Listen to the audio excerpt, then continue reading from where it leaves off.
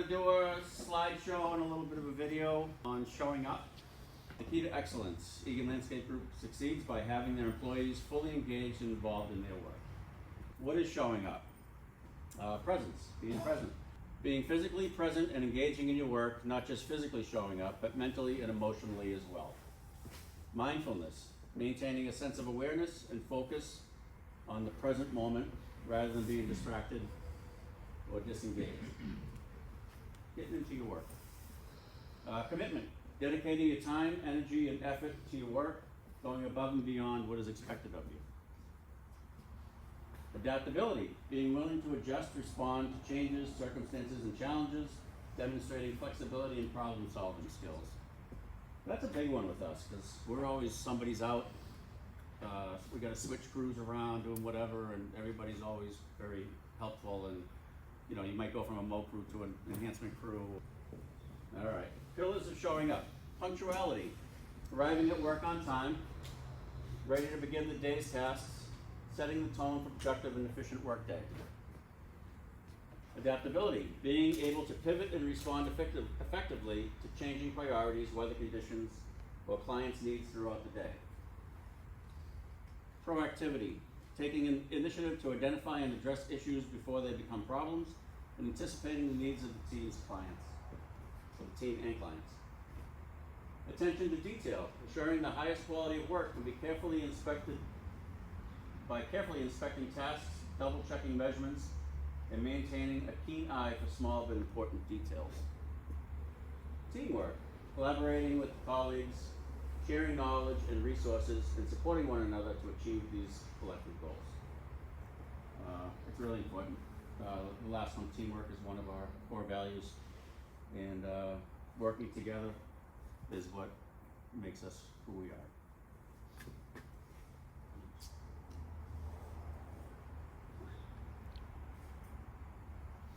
Showing up to quality. Delivering exceptional work is the hallmark of committed professional.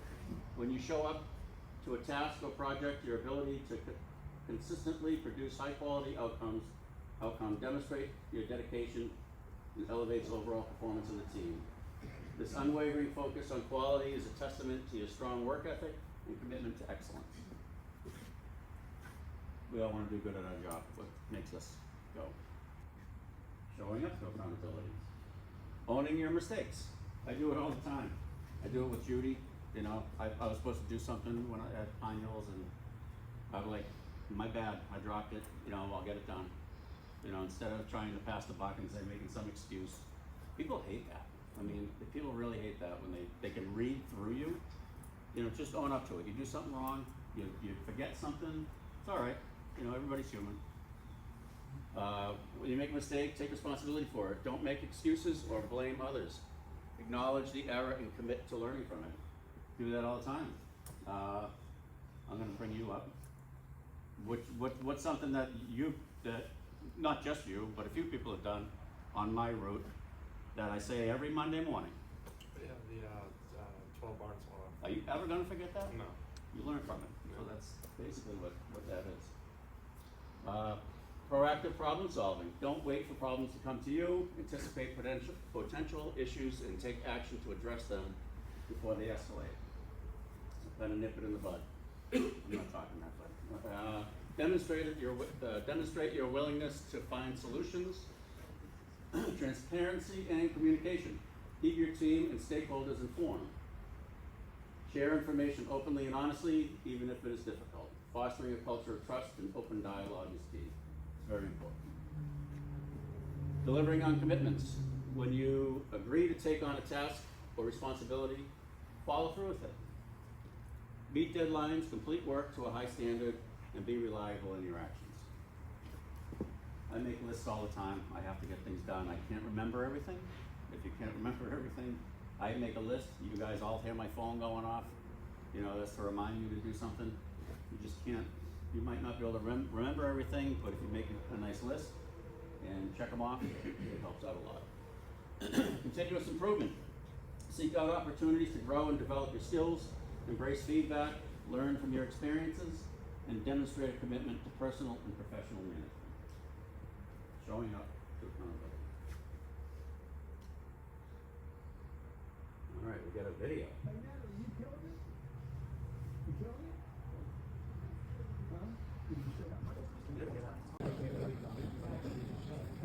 All right, so he wants us to show up. But the point is, do a little extra. You know, you're on your job, and what can I do? What can I do for the customer? What can I do for my coworker? Be flexible. You know, like I said with Chike, went to a different crew. I don't think there was a problem with that, but that's what we do, and that's how you actually grow.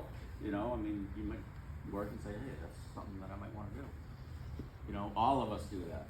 All you guys switch it around, and girls. I call the girls and I just say, hey, I need this, and I don't have to worry about it. It's done. So be present. Think about on every job what you can do better. Just one little thing each day, and you know, that gets noticed. You start moving up. You think about something else you might want to do, and you know, bring it to life. All right, you gonna do a plant? All right, so if this had a little more color going on, which the bigger ones I have out in the nursery right now are pretty much a brilliant red. So if you're driving out, you probably see them. They're on the far corner along the street there. They are Acer rubrum, or red maple, swamp maple. There's a few other forms, as you know. Earlier I brought up some of your Japanese maples, a little bit more ornamental. However, these are used in an ornamental fashion as well, or for street trees.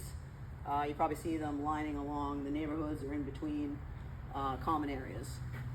Usually the most obvious thing that you're going to know about this is that brilliant fall color that you see.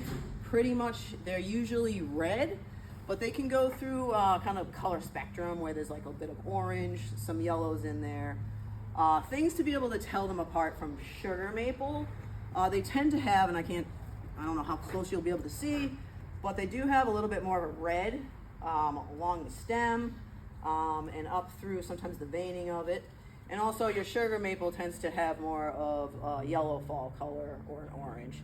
Also your sugar maple is the one that is predominantly used in the industry for making maple syrup. These guys pretty much are standard around 60 feet. They can vary. I mean, in nature, these guys can reach 100 feet. But pretty much between the ornamental varieties, which most of you probably know, October Glory or Red Sunset. Those are a little bit usually in that 45, 50, and 60 range. They are obviously a deciduous tree. They have that obvious maple leaf to them. The other sugar maples tend to have a little bit more lobing to them. The flower in the spring on the female is it's red in color. The male flower extends out a little bit longer, and you'll see that yellow pollen on it. Probably most of us as kids recall taking the little helicopters that would come off of it, or the fruit of it, and plucking those and kind of sticking them on in our nose, or just spinning them and letting them spin down to the ground. The red sunsets, October glories, or red maples, their fruit, the little helicopters, spinners if you will, they are red on the red maple. On the sugar, they hang on usually the whole season, and they are green. So that's another thing that you can kind of distinguish between the two varieties. And that is my lesson, keeping it short since that was nice and long for us. Red maples.